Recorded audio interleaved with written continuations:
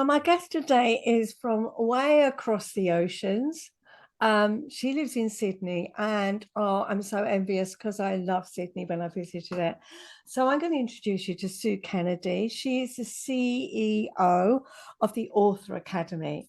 So, Sue, tell us more about you and what you do. Thanks, Wendy. It's an absolute pleasure to be here all the way across from the other side of the world. And yeah, so I'm a book coach predominantly. I also am an art therapist as well, which I kind of love both.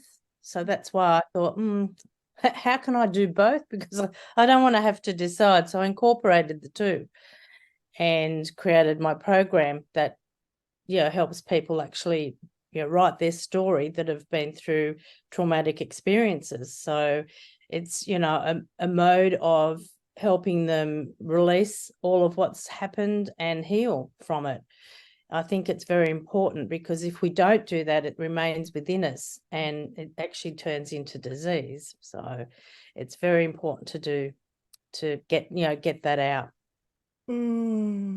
Yeah, I think when we've chatted before, we both agree that the body holds that, and unless we release it, it causes untold damage. So, yeah, totally with you. And whereas I use talking therapy mainly, I do use other kinds of therapies on occasions, but I think some people find it hard to speak for whatever reason, and therefore to be able to use art or writing is a wonderfully powerful way of expressing those traumas.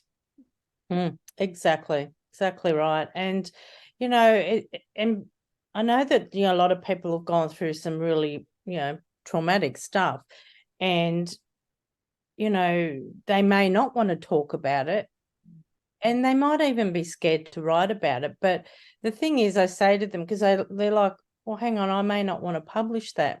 And that's okay. They don't need to publish it. The whole idea around it, I mean, it would be great because you would actually be helping others. But I also understand if they don't want to. So, I'm quite happy for them to then, we can have a burning ceremony if they want to. But the whole idea is to actually get it out and go through that healing process by doing that. So I think it's really important. Absolutely. And you said you use a particular type of art, and it Neurographica, which I said I had to practice to get it pronounce it properly. It's not too bad, but it's an unusual name. But yes, I found this tool, wow, it's probably been over 12 months now since I've, maybe even a year and a half now that I found it. And because I do use art as part of my program, as I mentioned, and I thought to myself, hang on a minute, like a lot of people, they're already probably anxious. And if they have to go to a blank canvas, that could be quite frightening. I get that because even sometimes I get to the blank canvas and go, this is a bit scary. What am I going to do? So I get it. So I thought I need to bring something else in. Then when I found Neurographica, I went, that's it. It's perfect. It's actually something that is not like the same, not the same process, but the same end result is achieved, and it's in a gentle way. And with Neurographica, it's about just paper, pen, and some markers. So it's not as confronting where a blank canvas can be. So this is why I brought, as soon as I saw it, I just went, oh, I need to do this. I need to find out about this and I need to do it. And when I started using it, I went, this is amazing. And this is a tool that I need to, bring into my practice. So hence why I, went through the training and everything to get my certificate to be able to do it. So, okay. So do they start with, are are your clients starting with something? So is there, rather than a blank canvas, do they start with an outline, a picture, or something? Have they got some kind of guide to start with? So all we do is we get a piece of paper, Yeah. just a blank piece of paper, which is not as scary. But then we sort of talk about things, and then I get them to then start drawing on the piece of paper. And as that's happening, I'm asking them questions, and it's amazing the things that come up that, when you're doing that, it's Yeah. really powerful.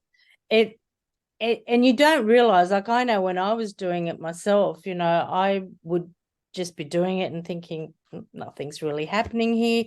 And then at the end, or even halfway through it, I'm like, oh my goodness, I could see things appearing.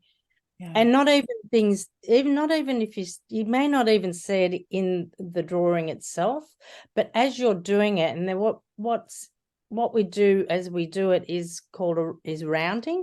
So what we do is when we draw the lines, we round all the sharp corners, Okay. because they're the things that actually can cause anxiety. So, and the rounding process is really calming and very relaxing. And as you're doing that, your subconscious is, having a chat with you and bringing up all kinds of information, and you're like, oh my goodness, I never thought that. And so, I'm obviously asking questions, as we do as therapists. We ask questions, and all of a sudden they go, oh my goodness, I'd forgotten that, or wow, I now can understand why I went through that, or why I'm going through what I'm going through now. It's amazing. It's really very powerful. Yeah. I've not used that, but I have used other kinds of art therapy. For example, well, one of the things I did when I was in training, I mean, decades ago now, but it was interpretation of dreams. And in interpretation, people will often say, well, what does a horse represent, or what does a tree represent?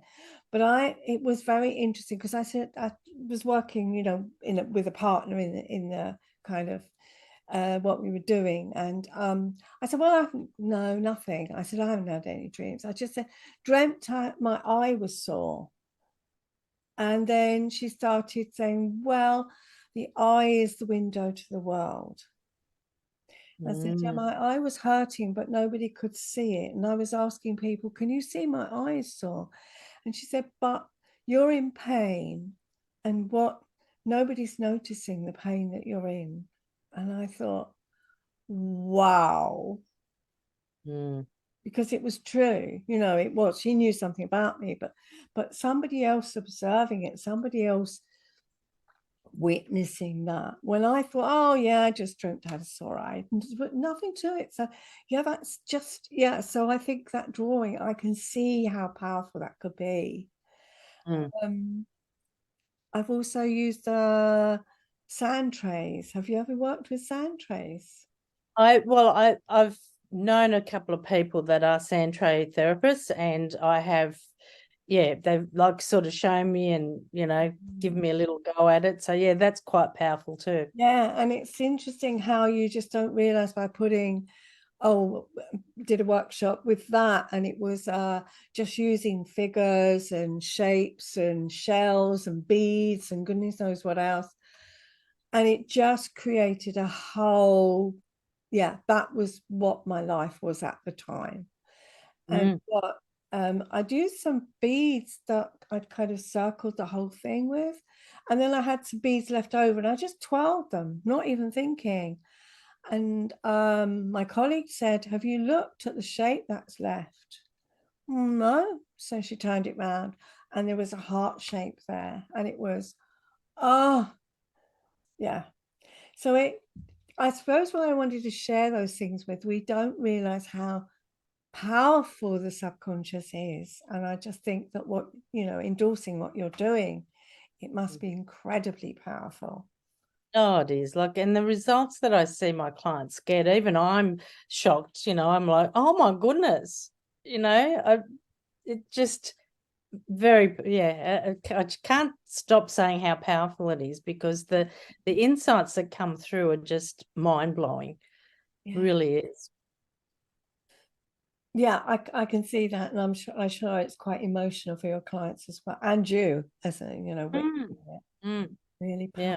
really emotional. I know I well up at times when I'm talking. So just seeing that, someone seeing something different or just having some insights is, I don't know, just amazing. Yeah. Well, one of my clients, for instance, has been going to a counselor for many, many, many years. And we sat down and did a few sessions, and it was only like maybe 2 sessions in. And the things that were coming up, she said, "Oh my goodness, I just can't believe this, because I've been going to my counsellor for so long, and we've never ever uncovered as much as we have in this short amount of time." Wow. So I just went, wow, okay. I mean, I felt good, because I thought, well, I've really achieved something pretty amazing. And not to say that her counsellor isn't good, because Mm, she is, mm. but it's just, I think it's, different processes, that different modalities work differently for people. So yeah, may not, for one person, it may not, open up such a big, you know, um, picture of what's going on, where for others, it does. Yeah. Yeah, and then, yeah, they could go and do another process and find that works or does not work. So it's you've just got to keep trying and see what works for you. Yeah. Yeah, absolutely. Um, so do you work with people face to face, or you do it online? I mean, can you do it online? Both. Oh, yeah, you can do it online. So yeah, both. I mean, Zoom has really, opened up, COVID. Thank you, COVID, because it is a lot easier to do things via Zoom. So, and if this way I can work with anyone in the world, That's because otherwise they'd have to come to my place, I'd have to go to their place, and that just wouldn't. I'm sure that, if I had to go to England, for instance, the airfares and everything, like, it would be a very expensive session. yeah, that would be very limiting, wouldn't it, as well? So yeah, I think I was curious because I guess I just wanted to check that would work online. But yeah, that's great if it does, because Definitely, I definitely, think because sometimes people feel, I think some people like that face to face and being close. But sometimes that sense of distance, it's not quite so intimidating. Maybe they feel safer, I wonder. yeah, and that's it. Like, some people are more comfortable face to face, some aren't. And then it's the same goes with some people are happy to, work in a group, where others would prefer one to one. Same thing, I find anyway. Yeah. So I'm curious also, I think that's amazing, and thank you for sharing that, because I'm really intrigued by it. Also the book coaching, how do you support people to write their story? So I do have a 5-step process that I go through. And of course, as we've just talked about, the art component is one of it, the parts of it, because it's where I help them if they get blocked. So it helps them unblock, whether that's around this, actually writing the story, or if it's just, whatever's blocking them. But it also could be their writing is fine. Mm. It could be just something else that's blocking them, from moving forward in anything, like in life in general. So, it can be helpful on all levels. So, but yeah, I then go through, of course, the usual stuff of, how we outline the book and all that kind of stuff. And of course, I hold their hand all the way through it. And of course, if we hit, up against something that's a bit difficult, then I help and work through that with them. I would never leave them alone, if they were struggling with something. So I make sure that I'm there for them and help them through that. And yeah, so basically that's kind of it. And then of course the program does include the professional editing and design, and of course printed copies of the book as well. So Wow. yeah, so It's a whole, it's the one-stop shop, basically. it's a comprehensive coaching program. Brilliant. I think that's great, because I think I wrote a book 7 years ago. I know that if I were to write it again, it'd be very different. It's interesting, isn't it? But I just found that whole thing, it's it is quite a mammoth task to do, and I did quite a lot of it on my own. So it was very much, I did get some support, and definitely, but it was yeah, even just the writing, I think, can feel quite a lonely process. And I've got a couple of friends who are authors. They write nonfiction, and when they talk about how many words they've written in a day, and how many times they've reread it and edited it, and I just think that is yes, I mean, they're professionals, so yeah, but I just think, wow, that I don't know if I'd have the stamina anymore to do that. So it'd be It's really nice to have somebody guiding you by your side. Yeah. Well, I was the same. Like back when I wrote my very first book, I wished I would have had a book coach, because it wasn't as easy. It's easier now, but even still, I would want someone to help me if I was, going to undertake that. I mean, I don't need to, but if I wasn't a book coach, I would be seeking help, because it's a big, big thing to do, and especially if you're writing about your story, that can be quite difficult as well. So having someone there to hold your hand and, be there if you need to lean on, then, it's a great way to do it.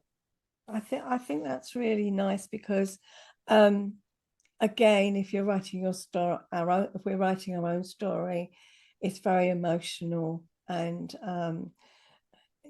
yeah, blocks can happen, but equally it can be, I can't write this, how can I write this? It feels, oh, I should imagine all kinds of emotions come up, kind of, yeah. Even talking, I noticed, my clients will share all the emotions that come up for them when I never get them to talk about the events, because that is re-traumatizing them, but Exactly. I think just the fact of talking around it's and what they were feeling as a result of it is very, very difficult to deal with. So it's great that you are there to support them. Yeah, I think it's really, Definitely. yeah. Thank So do you work when you're coaching? You're coaching your clients with your author, with the writing. Is it one-to-one, or do you have groups? Do they bounce off each other? How do you do that? I have had groups of people. I don't currently, but it's funny, lately I've had people that want to just do one-to-one, but I have done it in groups as well. And it's amazing how you always get the right people in the group, and they're meant to all be there with each other, because, like, for example, I remember one time that we had two ladies and they didn't know each other, and they ended up actually sitting next to each other, but they had both lost children. Oh, And I thought, wow, how, like, it blew my mind when I thought about it. I went, oh my goodness, they've actually like sat next to each other. And then of course they started, when we went around, we were talking, and then, they were sharing stories. And as they got to know each other, they realized they both had that in common. yeah. And so they connected, and it was good because they were able to support each other.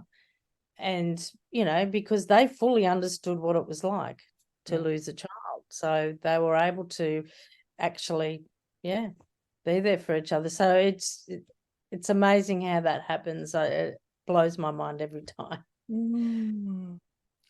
Yeah, there's something quite therapeutic again in knowing it's not just you.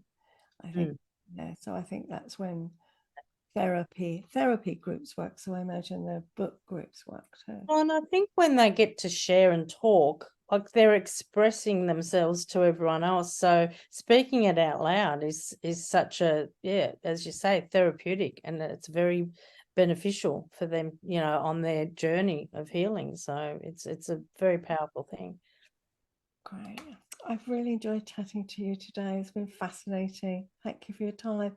What is one thing that you would say to people? What could they take away with them? What was a little I think the biggest thing is I just think if you've got a story, I'd love you to think about the fact that it is a good story. It's good enough to share with others. And just to keep in mind that your story is more than likely going to impact other people's lives and help them. So, you know, keeping that in mind when you're writing your book, knowing that you're actually helping others as well as yourself, I think is just beautiful to be able to do that. So yeah, don't let fear stop you from writing your story. Oh, that's great advice. Such great advice, Sue. Thank you. I will put all your details in the show notes, but what's one easy way that people can get in touch with you? So I've got I think it's going to be in the show notes, but the website is authoracademy.com.au/gifts, GIFTS. And there's a whole heap of little gifts on there for you, free gifts. So, and there's also a section there where you can actually book in a brainstorming or heartstorming. It's not brainstorming. I like to call it heartstorming session. Oh, that's just lovely. Thank you so much. Yeah, it's been an absolute delight talking to you today. Thank you so much for your time. I really appreciate that. Thank you, Wendy. It's been my absolute pleasure.